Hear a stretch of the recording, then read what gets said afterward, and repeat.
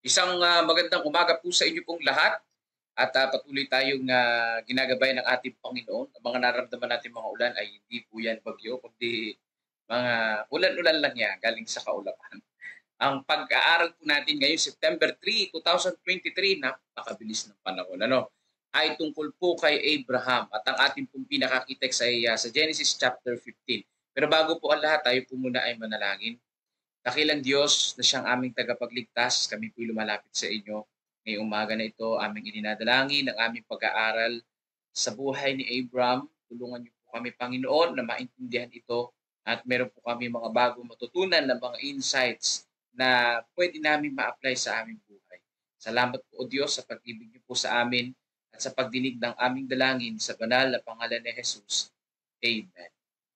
Ang sabi po sa Biblia, sa Genesis 15, sabi po dito, pagkatapos ng mga bagay na ito, dumating ang salita ng Panginoon kay Abram sa isang pangitain. Sabi dito ng ating Panginoon, huwag kang matakot, Abram. Ako ang iyong kalasag, ang iyong gantimpala ay magiging napakadakila. Siya ay dinala niya sa labas at sinabi, tumingala ka ngayon sa langit at iyong bilangin ang mga bituin. Kung mabibilang mo, at sinabi sa kanya, magiging ganyan ang iyong binhi. Sumampalataya siya sa Panginoon at ito'y ibinilang na katwiran sa kanya. So, yan ay pinangako sa atin ng Panginoon kay Abraham. Kung sa akin niya ipinangako ay napakalubos kong tatanggapin. Ito kay Abraham talagang sinampalatayanan niya. Pero sa pagsampalataya niya, meron din pag-aalinlangan siya, di ba? Alam natin yung story dito. So tingnan natin ano yung mga bago nating matututunan ngayong umaga sa buhay ni Abraham. Sabi po dito sa tatanggap tayo ng kapangyarihan. Sabi po dito, pinanukala ng Diyos na si Abraham ay maging daluyan ng liwanag at nagpapala na siya'y magkaroon ng impluensyang magtipon at upang magkaroon ang Diyos ng kanyang bayan sa lupa. Si Abraham ay dapat maging nasa sanlibutan, naglalarawan ng buhay at karakter ni Jesus. So dito po mga kapatid, napakagaling pala ng nangyari dito. Si Abraham ay naglalarawan ng buhay at ng karakter ni Jesus sa Old Testament. Yun pala yung purpose nun . Ibig sabihin mga kapatid, yung mga Bible characters sa Biblia, isa na rito si Abraham ay kumakatawan sa magiging buhay din ni Jesus sa pagkakatawang tao niya. At syempre yung karakter ng ating pong Panginoong Jesus kumakatawan. Pero syempre yung pag-aalinlangan hindi na sa Panginoong Jesus yun, no? Pero dito yung mga positive traits, yung mga positive character ni Abraham ay kumakatawan sa karakter din ng ating pong Panginoong Jesus. At sabi pa dito, nang tanggapin niya ang tawag ng Diyos, hindi kilala si Abraham, hindi isang tagapagbigay kautusan, hindi rin isang mananakop. Isa siyang simpleng pastol na nakatira sa mga tolda, ngunit nagpapaupa ng malaking bilang ng mga manggagawa para ipagpatuloy ang kanyang isang simpleng trabaho. So ibig sabihin, katulad ni Jesus Christ, si Abraham ay hindi rin naman kilala. So hindi siya kilala, kundi isa lamang siyang simple. So yung buhay ni Jesus Christ nung nagkatawang tao siya, hindi naman din siya kilala. Isa lang din naman siyang simple, namumuhay, na nagkatawang tao. Sabi pa dito, at ang pagkilalang kanyang natanggap ay dahil sa kanyang katapatan sa Diyos, ang istriktong integridad at matuwid na pakikitungo. So yung pong katapatan ay kanino po nanggaling? Sa ating Panginoong Diyos. No? Yung pong katapatan din ni Jesus Christ ay dahil din sa Ama. At siya'y nagkatawang tao, naging masunurin hanggang sa kamatayan, naging masunurin sa kautusan hanggang sa kamatayan. Yan din ang ating pong Panginoong Jesus. Ang pinagkaiba lang si Abraham, wala siyang katuwiran sa kanyang sarili. Pero si Jesus Christ ay mayroong katuwiran sa kanyang sarili. Siya ay matuwid talaga. So sabi dito, sinabi sa kanya ng Panginoon, ililihim ko ba kay Abraham ang aking gagawin? Yamang si Abraham ay magiging isang dakila at magiging dakila at makapangyarihang bansa. At ang lahat ng bansa sa lupa ay pagpapalain sa pamamagitan niya. So ito yung pangako ng ating Panginoong Diyos na si Abraham sa pamamagitan kay Sarah ay magiging isang malaking bansa. Yan, ano? Sila'y magkakaroon ng maraming anak, mga kapatid. Yun ang pangako ng Panginoong Diyos kay Abraham. Magiging hindi lang basta maraming anak. Iba yung maraming anak na 10. Pero dito, yung pangako ng Panginoon, magiging malaking bansa sila. Ang grabe. Iba na yung pag malaking bansa. Ilan ba populasyon ng bansa, di ba? Meron nabubuhay ngayon halos purok o buong street, mga anak niya nakatira doon buong street. Meron ganon. Meron naman buong barangay o isang barangay. Magkakamag-anak sila lahat. Sa kanya galing. Pero yung buong bansa, walang ganun pa kapatid. Kahit ganun pa kalaki ang lahi mo ngayon. Hindi kayang bumuo ng isang bansa. Milyon ang pinag-uusapan dyan, mga kapatid ko. Na pag sinabing bansa, talagang milyon yan. Kung ating titignan, hindi yan barangay lang, hindi yan munisipyo lang o barangay o purok o street yan. Hindi, bansa yan. At yan ay pangako ng ating Panginoon. Kapag tinignan natin yung pangako ng Panginoon sa human, parang imposible mangyari. Biruin mo, bansa. Magiging isang malaking bansa, mga kapatid. Parang nakakatawa. Pero, yun ay walang imposible sa Panginoong Diyos. At ito ay nangyari. Diba? Sabi pa dito, hindi sapagkat siya ay aking pinili upang kanyang tagubilinan ng kanyang mga anak at sambahayan pagkamatay niya, na maingatan ang daan ng Panginoon sa pamamagitan ng paggawa ng kabanalan at kahatulan upang maibigay ng Panginoon kay Abraham ang ipinangako niya sa kanya. So sabi dito, mga kapatid ko, ang purpose kung bakit ang Panginoong Diyos ay nangako sa kanya ng ganito ay upang si Abraham ay maturuan niya ang kanyang mga anak, mga apo tungkol sa ating Panginoong Diyos. Dahil sa panahon niya, ang maraming mga tao, maraming mga lahi ang hindi nananampalataya sa ating Panginoong Diyos. Marami ang mga tao, grupo ng mga tao na hindi sumasamba sa ating tagapagligtas. Kaya gusto ng ating Panginoon gumawa ng isang bansa na galing sa isang tapat at matuwid na tao na katulad ni Abraham. At ang pangako ng Panginoon, magiging isa siyang malaking bansa kasi gusto ng ating Panginoong Diyos na yung bansa na yun ay maglilingkod sa Panginoon, makikita yung katapatan. Ibig sabihin, mga kapatid, gusto rin ng Panginoon marami ang manampalataya sa Kanya para mabilis yung pagpapakalat ng Kanyang karakter. So yan ang Kanyang gusto, mga kapatid ko, na ang lahat ng mga tao nga maligtas. Kaya lang, ang mga tao ay mayroong sarili-sariling pag-iisip. At alam din naman yun ng Panginoon na meron din namang hindi tatanggap sa ating tagapagligtas. Sabi dito, ang hindi makasariling buhay ni Abraham ay ginawa siyang tunay na naging panoorin ng sanlibutan ng mga anghel at ng mga tao. Ayan naman nakalagay sa 1 Corinthians 4:9, di ba? Ibig sabihin, hindi lamang ng mga tao dito sa earth, kundi ng mga anghel, kundi ng iba pa mga nilalang sa ibang mga planeta. At sinabi ng Panginoon na pagpapalain niya yaong mga magpapala kay Abraham at parurusahan niya yung mga magmamalabis o mananakit sa kanya. So ganyan, matindi pala, yung mananakit kay Abraham ay paparusahan. Pero yung magpapala kay Abraham ay pagpapalain. So grabe, yung mga inanoint ng ating Panginoon. Totoo yan, yung mga lingkod ng ating Panginoon na ating pinaggagawa, binibigyan ng pagpapala rin, ating pinatutuloy, pinaiinom, pinamimerienda, pinapakain. Kung pinagpapala natin yung mga lingkod ng ating Panginoon, pagpapalain din ng Panginoon ang ating buhay. Pero kung ating palang yuyurakan sila, ay parurusahan din ng Panginoon tayo. So grabe pala yan, Kaya kailangan talaga na kapag sinabing lingkod ng ating Panginoon na ordained, talagang lingkod ng Panginoon yan, ay gawin natin yung lahat para sila ay hindi mahirapan naman sa ministry. Ganun pa man ang ating Panginoong Diyos nakakita at nakatingin sa ating mga gawa. Ibig sabihin, kung lihim mong ginawa ito, ang Panginoon ay itataas ka. Kung hindi mo ipagmamayabang ito, ang Panginoong Diyos ay itataas ka. Kasi nga naman, di ba, sabi sa Bible, kung ipinagmalaki mo yung mga ginawa mong mabuti sa lingkod ng Panginoon, nakuha mo na yung gantimpala mo kasi napuri ka na ng maraming mga tao. Pero iba pala kapag ang Diyos ang nagbigay sa iyo ng pagpapala.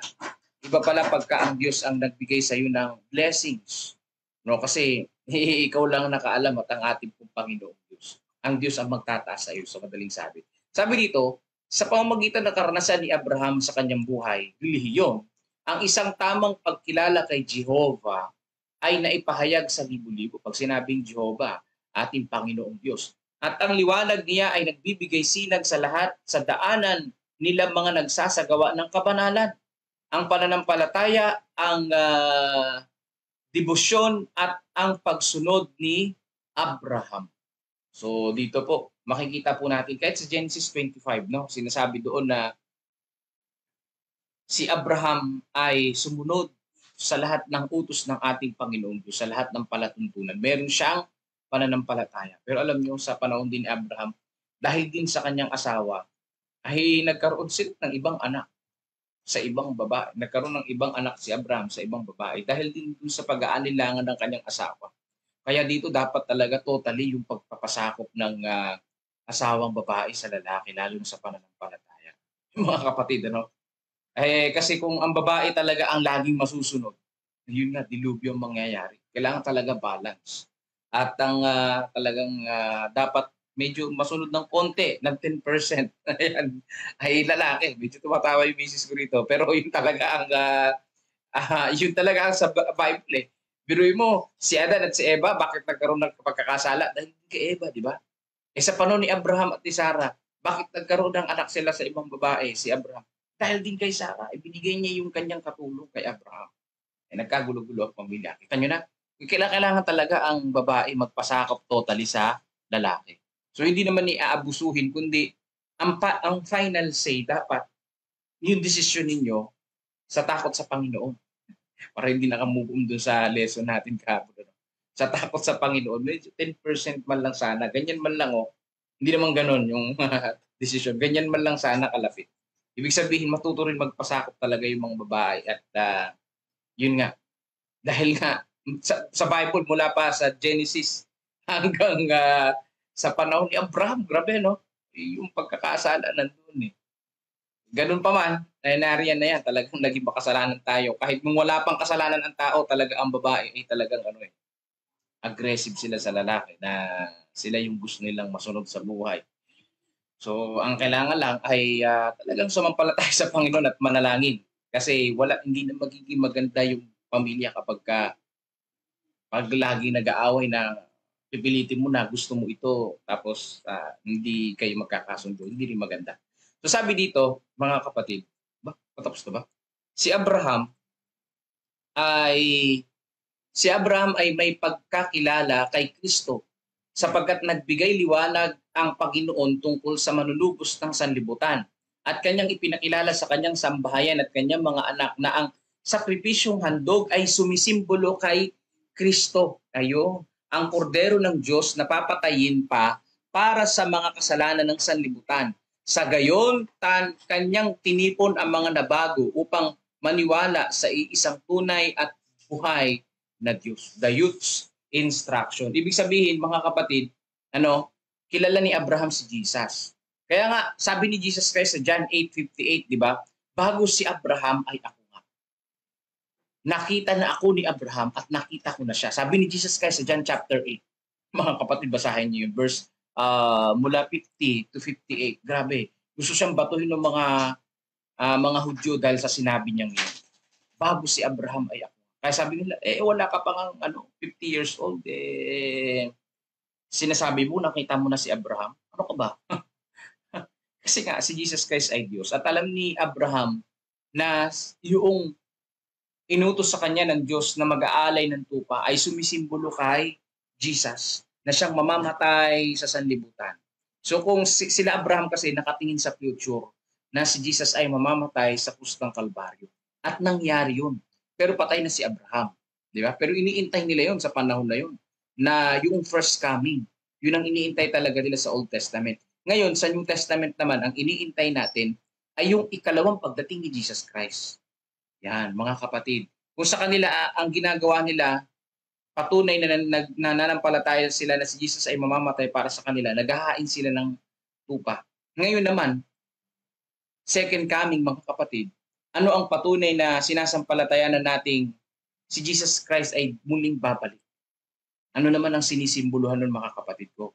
Ang sabi sa Mateo 24:14, at ipapangaral ang buong sanlibutan at ipapangaral ang mabuting balita sa buong sanlibutan at darating ang wakas. Ibig sabihin, darating si Jesus Christ. Yun ang ibig sabihin ni Jesus Christ doon. So, ibig sabihin, kung sila Abraham nag-aalay ng tupa bilang pagkilala na si Jesus Christ ay pupunta rito, magkakatawang tao, mamamatay sa kalagitnaan natin, tayo naman, ang gagawin natin, hindi na tayo mag-aalay ng tupa sapagkat hindi naman na mamamatay si Jesus Christ sa krus ng Kalbaryo. Pagdating niya ng ikalawa. Kundi, ang gagawin naman natin, mangangaral tayo na mabuting balita.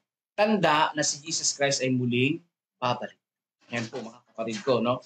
Yan po yung dapat natin gawin. Tayo ay nangangaral sapagkat si Jesus Christ ay muling babalik sa ikalawa. Yan ang patunay na sinasampalatayanan natin na darating muli ang ating pong Panginoong Jesus. Kaya po, sa lahat ng pagkakataon, anuman ang ating ginagawa ngayon, pag-isipan nating mabuti, ano ang pinakamadali, ano ang magagawa ko sa gawain ng ating pong Panginoong Diyos. At yun nga, kung sa panahon ni Abraham, ipinangako ang marami mga bituin sa langit na magiging bansa siya, ang pangako naman nakikita ko, ang pinangako naman sa atin ng ating Panginoong Diyos sa Mateo 28:18 to 20. Ako, kumakatok na aso. Ay, ang pangako naman, ang Panginoong Diyos ay sumasa atin hanggang sa dulo ng sanlibutan. Yan ang pangako ng Panginoong Diyos. Kung nangyari kay Abraham, yung pangako ng ating Panginoong Diyos, tiyak na kung tayo ay mangangaral, pangako ng Panginoon ay tunay na matutupad. Di ba? Na ang Diyos ay sumasa atin at wala tayong dapat ikapangamba.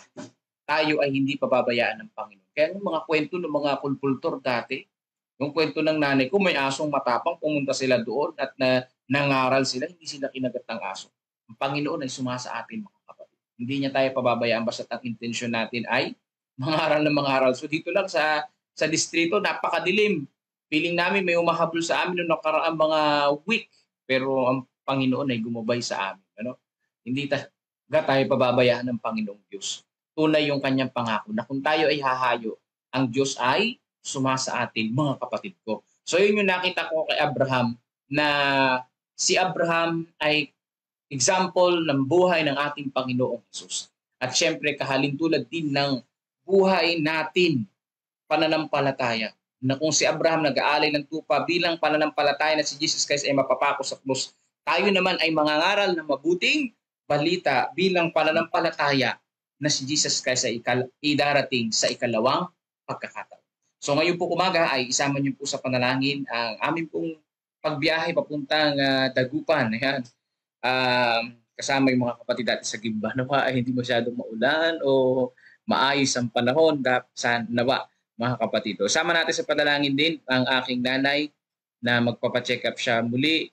At nawa ay maging maayos yung findings. Gumaling na rin po yung aking nanay sa pamamaga ng kanyang kamay at paa. Ayan. So kung kayo po may pre-request pa bukod sa mga church planting site na ating ginagawa, yung mga pangangaral na paparating ngayong September, ay i-type nyo lamang po dyan at isasama natin sa panalangin. Pangunahan tayo ni Brother Melvin Vilasano. So magandang umaga po sa inyo pong lahat. Happy Sunday po at pakinggan po natin ang awit papuri sa ating pong Panginoong Diyos. Amang banal na makapangyarihan sa lahat. Salamat po sa lesson ito na patungkol sa kay Abraham kung paano niyo po siya ay binigyan ng blessings na sindami ng mga bituin ng kanyang lahi ay dumami sindami ng mga bituin sa langit. Salamat po sa halimbawa na yung buhay ni Abraham na siya nagtiwala po sa inyo. Nawa po ito ay amin din magaya, magtiwala kami sa inyo ng buong puso. Hindi namin hinahangad ng sindamin ng mga bituin na blessings. Sapat na po ang inyo ibinibigay sa amin, na aming mga pangailangan sa bawat araw. Lalo hanggang aming dinadalangin sa inyo na sa aming pagtitiwala po sa inyo, samahan nyo kami kung paano kaming makagagawa sa inyong bukirin, pagkat marami ang dapat na ang dapat anihin, ngunit kaunti ang mag-aani. Maraming salamat po sa inyong gabay at patnubay sa araw-araw. Ramdam po namin ang inyong pagmamahal. Sa mga ganito, nais namin isama sa panalangin si Lara Jane Estrella. Siya ay magte-take na exam sa NCLEX exam sa September 6. Po siya ay sa kanyang paghahanda, bigyan siya ng karunungan na siya ay makapag-review ng maayos at matanda niya lahat ng kanyang mga na-review sa darating na exam. Bigyan siya ng kalusugan na sapat at hindi siya magkasakit sa mga oras na ito hanggang sa makatapos ang kanyang exam. At kayo din ipagkaloob sa kanya ang kanyang mga pangailangan sa kanyang buhay sa kung saan man siya naroon doon sa Canada. Yun din namin sinasama sa panalangin sina pastor at mga ibang kapatiran sa Gimba na magta-travel sila ng Dagupan. Ingatan po sila sa kanilang biyahe, ilayo sa anumang kapamakan, at sila ay mag-enjoy sa kanilang pupuntahan na activity doon. At kayo din ingatan pabalik dito sa kanilang mga bahay tahanan. Kasama din namin sa panalangin ang nanay ni pastor na magpapacheck up. Bigayin po sa kanilang mahusay na doktor makita ang pinanggagalingan ng pamamaga ng kanyang kamay at paa at malunasan ito sa lalong madaling panahon at tuluyan ng paggaling ni nanay. At ganyan din samat din namin sa panalangin ang 20 mga kaluluwa at tumanggap po sa inyo bilang personal at tagapagligtas. Gabayan po sila patuloy na sila ay maging matatag sa pananampalataya. Sila ay malayo sa anumang tukso ng sanlibutan. Sila ay mas lalo pang lumakas, dumami at lumawak ang kanilang kaalaman. At sila ay maging ma-disciple din naman. Dalangin din namin ng mga kapatiran na kasama nila Sister Consuelo na maalalayan ng mga bagong baby na ito na kung saan sila ay nagsisimula pa lamang sa aming samahan. Na po sila ay patuloy na maging active, na maging inspirasyon din naman ng iba. Hindi namin sinasama sa panalangin ang mga gawain sa bawat simbahan dito sa aming nasasakupan sa West, dito sa South, particular dyan sa Homestead, Talavera, Cavite, Gimba, mga Bible studies dyan sa La Torre, Tabacao, sa pangunguna ni Brother Roy at ni Sister Rimpo Rivera. Nawa patuloy niyo pong bigyan ng malawak na kaisipan ng mga tao na nakikinig dito. Salamat at marami pa mga interesado na makinig, lumahok sa kanilang mga Bible studies. Salamat sa paggabay po sa mga nangunguna dito. Patuloy niyo nawa silang bigyan ng malusog na pangatawan upang kanilang mga gawain ay patuloy na maging masigasig at sila ay maging liwanag sa kanilang nasasakupan. Sa pagpapatuloy, nais namin isama sa panalangin si Sister Crisel na naghahanap ng work. Nawa siya ay patuloy na bigyan niya po ng work na nababagay po sa kanya kung saan hindi niya ma-compromise ang kanyang Sabbath keeping, at kaya din ipagkaloob sa kanya the best po na trabaho para sa kanya. Hindi namin sinasama sa panalangin ng mga may karamdaman na patuloy pa rin nag-recovery, nagpapagaling. Kasama namin sina Sister Shirley Jacinto, si Tatay Pentong, si Kuya Mike Pablo, si Sister Nim Rivera, yung kanyang pamangkin doon sa Canada, sa pamilya ni Sister Rose Casencarnado, si Ating Sibilia Porbon, Renato Santos, Romnec Francisco, Olivia Francisco, Rebecca Francisco, Jennifer Pascua, Precious Cabasog, si Princess Jorquina, si RC, Sister Nena, kasama na rin si Tia Aning, Tia Aurora, kasama na rin si Sister Corazon Mina, si Ate Sally Sanchez, si Janet Ontivero, Gina de Guzman, Arturo Duque, Arlinda Duque sa kanilang past recovery. Ang mga pangalan po na ito, ang mga nais namin lapit sa inyo patuloy. Alam namin na kayo ang dakilang magagamot at ang prayer ang the best medicine. Kaya kami po ay natitiwala sa inyo na ito ay pagkakaloob nyo sa amin sa oras po na inyong itinalaga para sa amin. At patuloy namin sinasama sa panalangin ng kapatiran na may mga karamdaman pang espiritual, yung mga nagkulang po ng pagtitiwala sa inyo na sila ay tinaig ng mga pagsubok sa buhay.